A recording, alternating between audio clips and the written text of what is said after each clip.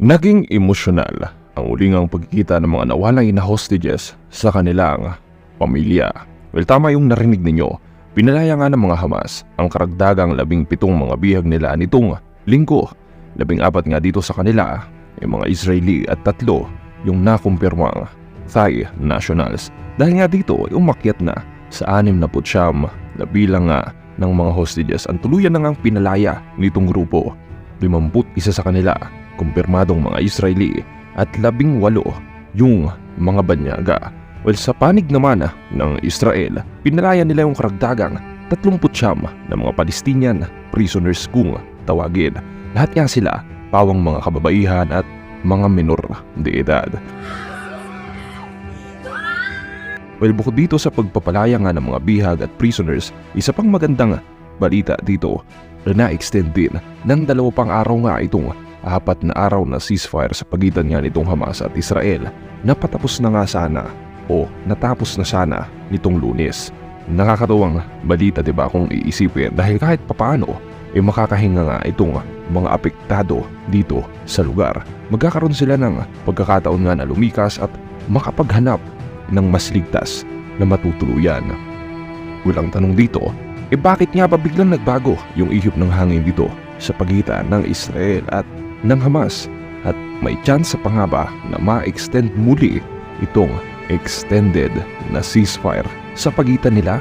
Well, yan nga yung pag-usapan natin dito sa ating video. Sa isang makabagbag damdaming video, makikita nga yung ginawang pagpapalaya ng mga Hamas sa ilan nga sa mga hawak nilang mga bihag. Nangyari ito sa pangatlong araw ng ceasefire sa pagitan niya ng 2 panig. Matatandaan na pumayag nga itong Israel na pansamantalang ihinto yung kanilang opensiba laban nga dito sa mga Hamas para bigyan umano ng pagkakataon nga yung ilang mga residente ng Gaza na lumikas para wag silang maipit sa mangyayaring bakbakan. Makikita nga sa video na inihatid pa nitong mga Hamas yung mga bihag na pinalaya nila. Yung nakapin nga dito sa dalawang yan ay si Emily, 9 na taong gulang lang, tapos itong naka-blue, si Hila, 12 taong gulang. Kasama sila sa 17 na mga karagdagang hostages nga na pinalaya ng mga Hamas. Sa isa pang footage na ito, makikita ang formal nga na pamamaalam nitong mga Hamas sa mga pinalaya nilang mga bihag. Alam nyo, talagang nagulat ako dito dahil walang nakitang senyales ng takot, walang mabigat na emosyon. Animoy, nagpapaalam lang sila sa isang kaibigan na matagal o hindi na nga nila muli pang makikita. Sa isa pang kuha muli sa loob nga ng sasakyan, makikita dito yung ngiti nga sa labi nitong mga pinalayang mga hostages. Nagawa pa nga nung iba na kumaway at magsabi ng goodbye dito sa mga tao, imagine, na bumihag sa kanila sa loob ng halos 2 buwan. Matapos nga ang 7 linggo, muli nilang nayakap at nakasama yung kanilang mga pamilya na talagang akala rin nila hindi na nila muli pang makikita.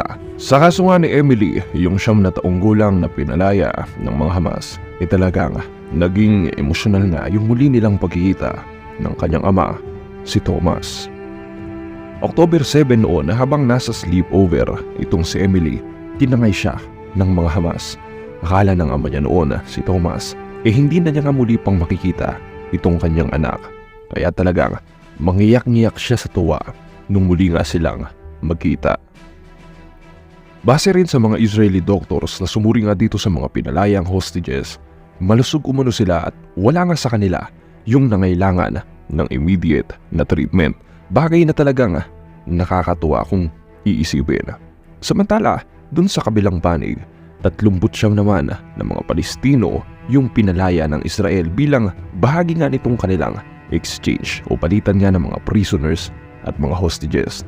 Sa West Bank nga talagang ipinagdiwang ng mga Palestinians yung ginawang pagpapalaya ng Israel dito sa karagdagang 39 na mga prisoners. Dahil nga dito sa nangyari ceasefire, nagkaroon na rin ng pagkakataon na makapasok nga yung mas marami pang mga aids o tulong dito sa Gaza.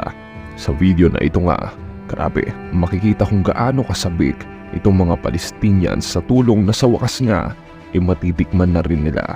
Ilan nga sa mga Palestinians yung namataan din habang sila nga ay lumilikas. Talagang sinasamantala rin nila yung pagkakataon na tigil muna nga itong bakbakan sa pagitan ng mga Hamas at ng Israel.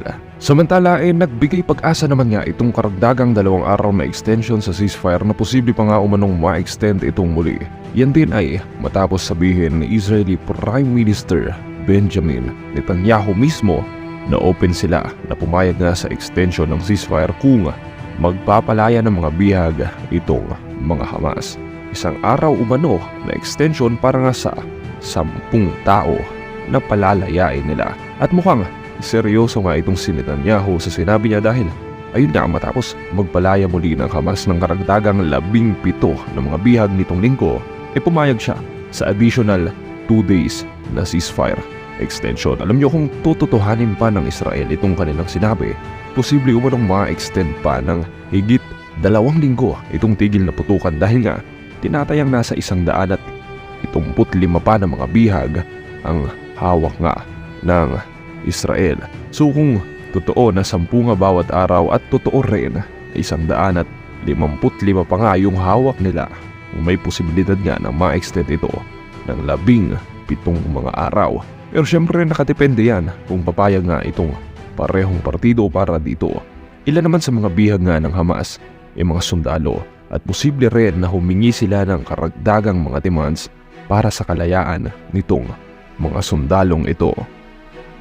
At para naman sa UN, sabi nila napakahalaga nitong ceasefire para nga mabigyan ng tsansa talaga yung mga tao na naiipit sa sitwasyon na makalikas. Ayon din sa kanila, dahil nga dito sa ceasefire napapabilis din yung delivery ng mga reliefs at tulong para nga sa mga nangangailangan.